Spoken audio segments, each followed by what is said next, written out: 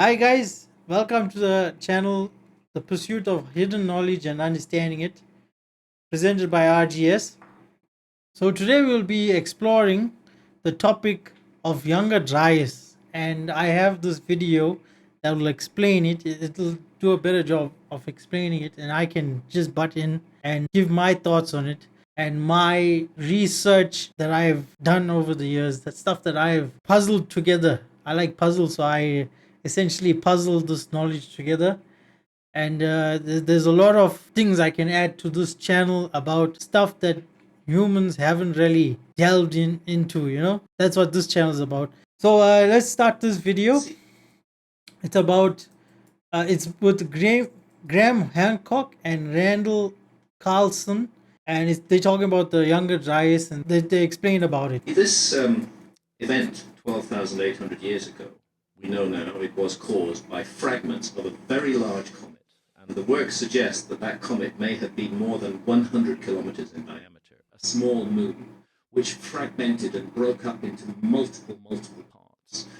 And the evidence and the argument is that 12,800 years ago, several large bits of that debris fell out of the Tauride meteor stream and impacted with the Earth. Where these impactors come in, they generate a huge amount of heat, and that was the liquidizing of a huge area of the North American ice cap instantly.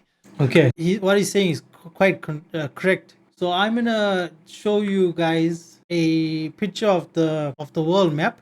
So this is our world map, and what Graham Hancock is talking about is that this part of America was covered in ice. So I'm just gonna let me see if I can make a drawing.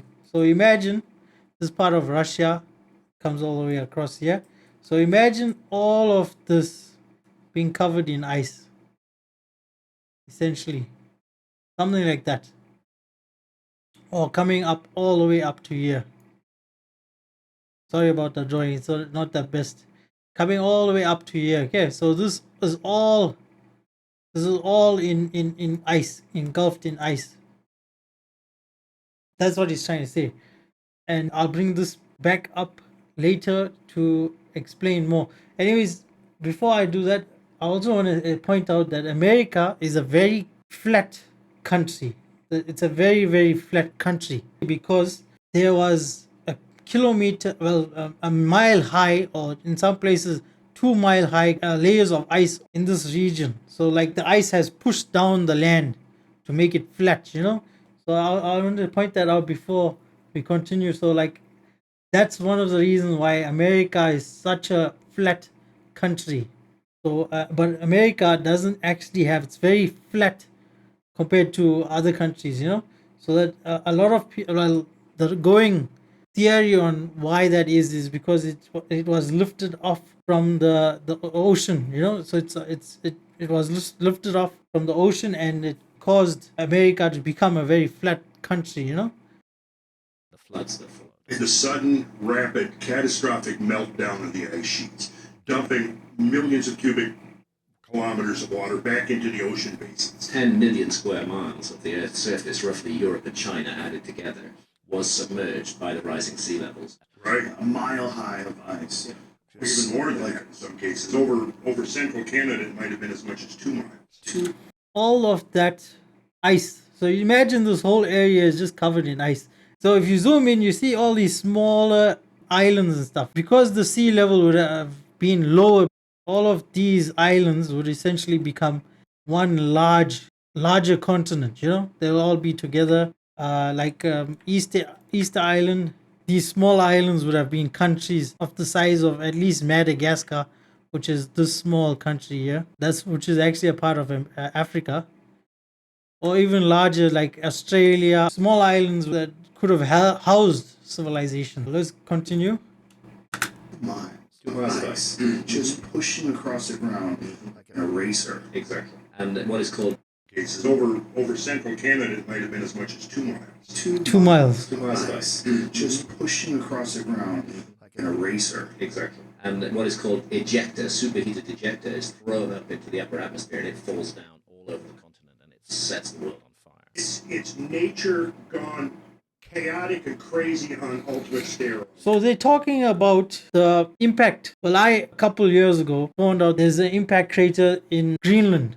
So there's Greenland here, and there was two guys that actually found the impact crater. And well, from what I can remember, they said it's 10 kilometers, quite a large impact, and that caused all of this ice to break away. And well, when it hit Greenland, there was also some other stuff that's happening here, the North Atlantic current and the Gulf current. So I'll talk about that later, but that caused another ice age, a mini ice age that lasted about 100 years, so 1 century.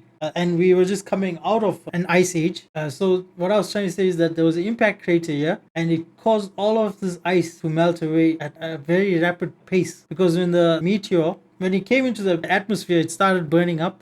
And as soon as it hit the ice, it was already a couple thousand degrees Celsius, The impact crater was made on the land, and this was all covered in ice. So this isn't the actual initial impact of the asteroid. So this meteorite, the meteorite size would have been much larger. The initial hit would have been much larger, because as soon as you hit something as hard as ice, it would start breaking away. That force would also impact, and then when it hit the actual land, the size got smaller because of the amount of ice that it had to go through. So this is like as Randall says here. Here, what you have to visualize is a tsunami sweeping So over the yeah, land that's as you can see, Randall is busy. He's talking about this impact crater would have caused a tsunami, but I like to digress a little so that you understand what he said, that early on that Canada would have had a 2-mile high layered ice, and in Greenland it would have been maybe much higher than that, because Greenland is always full of ice. Throughout the history of the Earth, Greenland has always had ice on it, because that's how it heats up the planet, because of the North Atlantic and the Gulf Stream coming into this area that heats up the entire Earth. So we'll go back a little. crazy on ultimate steroids. Here, what you have to visualize is a tsunami sweeping over the land that's over 1,000 feet deep. And the water here was moving down. It's filling this basin. It's rushing in a great tsunami from the north of fresh water, meltwater, coming off the ice sheet. And it's sweeping down over this land at probably 200 or 300 million cubic feet per second, which is an inconceivable amount of water. It's many times in excess of every river flowing on Earth, flowing today all at once. But yet, So that's why you see these types of canyons in America. There's a lot there. There's a lot where the water gushed out and it pushed all of the land through. And Graham Hancock has talked about this in a few of his videos, where he says that there was a lot of energy coming through with that water. So imagine the sea with the wave. Now imagine times that by 1,000,000, and that's the amount of force that's coming through. So that's what he's trying to say. yes, of every river flowing on Earth, flowing today all at once. But you got to bear, at the end of the last ice age, 120 roughly species of megafauna. During the last ice age, a lot of our animals that were around, saber-toothed tigers, mammoths, and all those animals, as soon as this meteorite hit the planet, caused most of those animals to die away. So let's go back to the video. Disappeared, which is about equivalent to the same number of megafaunal species that inhabits the Earth today. Well, it was a short period of time, something like 65% of the North American mammals went extinct. 75%. 75%. There are interesting studies that coming out now showing that at least continental-wide, there was apparently a major human population crash, exactly coincident with the megafaunal extinctions.